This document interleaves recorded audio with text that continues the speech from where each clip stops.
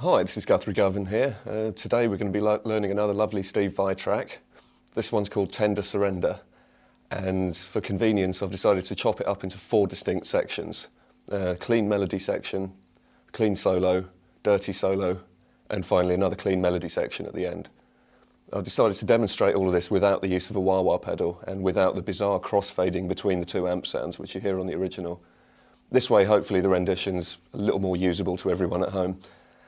Alright, without further ado, let's get started.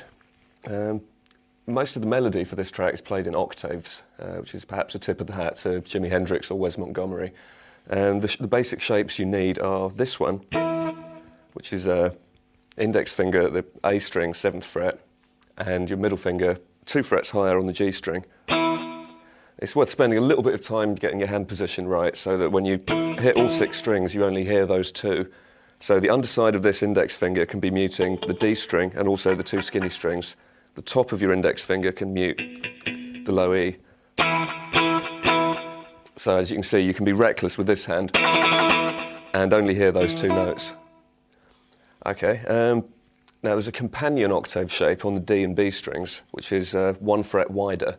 So for this shape, you'd probably use your little finger rather than your middle finger. So that's 7th fret on the D, 10th fret on the B string. And when you're playing melodies with these octave shapes, it's normally helpful just to concentrate on one string or the other. So in this case, I'm going to focus on the lower string. So long as you lock your hand in the octave shape, you should be fine. Both the notes should come out. Okay, so the first couple of bars sound something like this.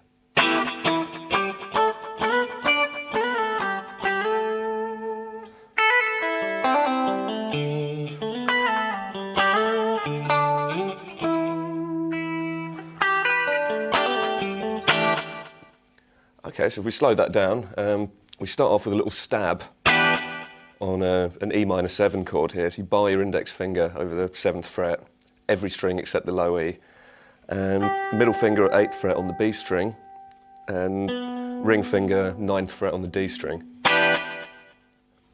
Then the octaves kick in. So now we have one at the 7th fret on the A string, then up 3 frets, now onto the D and B strings. So first finger is now at the 7th fret, up 2 frets, and now there's one on the G and E strings, same shape as before, and you're sliding into this position with your index finger at the 7th fret. And then to round it off, there's a little sliding motion where your index finger is going 7th, up to 9th, down to 7th, and then down again to the 5th. Okay, so that bar again. Next bar starts with that shape again, sliding up 2 frets, and now there's a little chordal fill, based, I suppose, around an E minor shaped chord there. Very Hendrix. So what you do here is you pick the E string at 5th fret, quickly hammer on at the 7th, pull off again. Now pick the B string and the D string, and now a quick hammer and pull off, 5, 7, 5 on the G string, and finally a 5 hammering onto the 7 on the D string, landing on this note, the D, 5th fret on the A string. Okay, next couple of bars.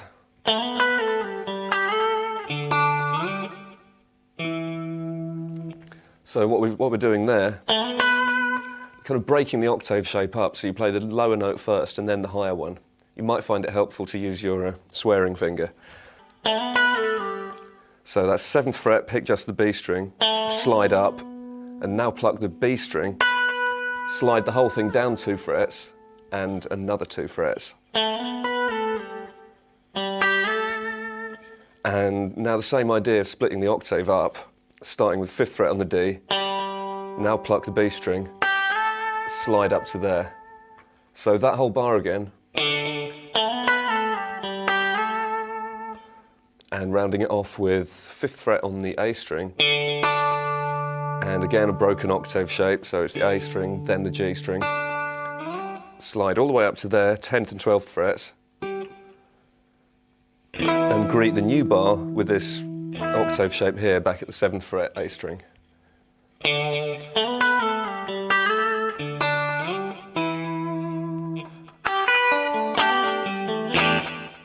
Alright, and another Hendrixian chord fill here. So we're basically fretting that shape, and at some point in the future we'll be turning it into the Doobie Brothers minor 7th chord shape. So what we're doing here is pick the B string at the 8th fret, and now the E string, let the bar do all the work.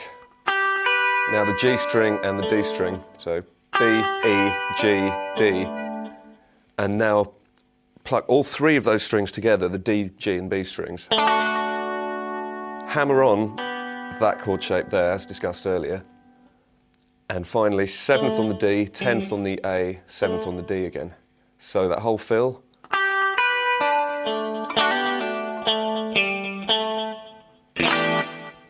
And land on a stab on this chord, which is kind of a minor 11th shape. You're just barring here on the middle 4 strings and adding your middle finger on the B string at the 8th fret. Okay, moving on from there, we have a variation on the same idea.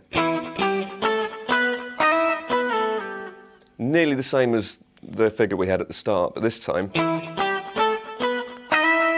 that highest octave shape is 2 frets higher.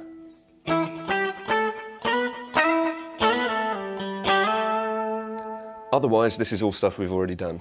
So we move on to another fill. This is quite a Vyism whenever he's using a clean sound. It will go down and pick really near the bridge, so you get this thinner kind of tone. So what he's doing here is raking the 3 unwound strings downwards, starting at the 2nd fret on the G string, letting the other 2 ring out as open strings. And now you slide up to the 4th, down again, and now start pulling off between the open G string and the 2nd fret. And then speed the trill up at the end, hopefully landing on that note on beat 1 of the next bar. So that whole bar would be 3 and 4 and...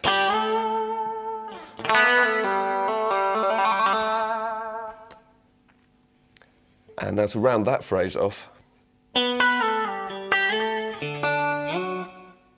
Now to simplify that, basically we've got this shape here, 9th fret, down 2 frets, down 2 more frets, slide back up to the last shape, and then on the A and G strings, this one here at the 5th fret, slide up 4,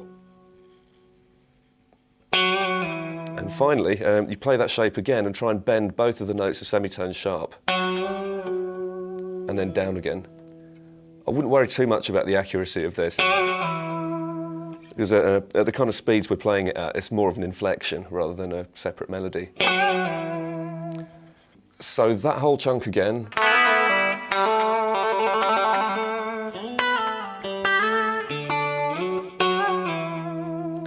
And a very Hendrixy fill here. So what we're doing here is barring this shape, which is stacked 4th intervals, it's 9th fret on the G string, and then barring the 10th fret on the top 2. Slide it up 2 frets, and down again. Now throw in one of these, it's a 1st finger bar on the 2 middle strings, 7th fret. Now back to this shape again, but not bothering with the E string this time, just the G and the B. Slide up 1 fret and back again really quickly. And round off with that bar, 7th fret, D, G and B strings. And finally, this old favourite, an E power chord. So